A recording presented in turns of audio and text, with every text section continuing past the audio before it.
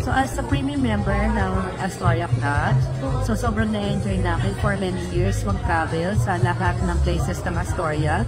So nakapunta na kami sa Palawan, sa Bohol, sa Boracay. So lahat may kanya-kanyang sobrang gagandang mga ambience, place, mga iba-iba. Ang makikita mo na may enjoy ka talaga. Kaya kaya i-commend ko sa lahat na i-enjoy nila yung pagiging member nila ng Astoria. Sobrang appreciated ko yung mga staff. Sobrang kabait nila. So very accommodating. Ma-appreciate mo talaga yung the way kung paano sila makipag-usap. Yung mga pagkain sobrang ayos, malinis. Ang one of my favorite talaga na lugar na napunta ko is yung Astoria, Bohol. Parang siyang paradise sa akin kasi talaga parang solo mo yung pool.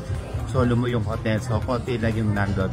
Then second, ang gusto ko, pangalawa is yung Astoria, Palawan.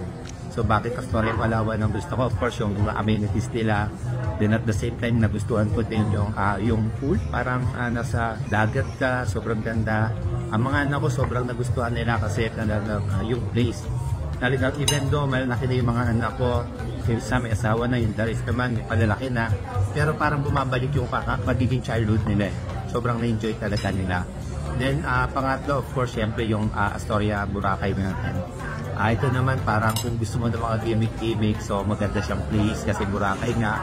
Pero pag pumasok ka naman dun sa hotel, para naman siyang kakaiba. Parang nawala ka dun sa lugar ng nightlife. Pag nandun ka sa loob, sobrang may enjoy mo yung pag-stay mo. Sobrang cool lang yung place, diba? Yung swimming pool, napakaganda.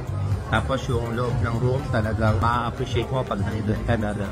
Sobrang linis, sobrang ayos. Overall, sa lahat ng Astoria, talagang lahat sila maganda. Okay lang.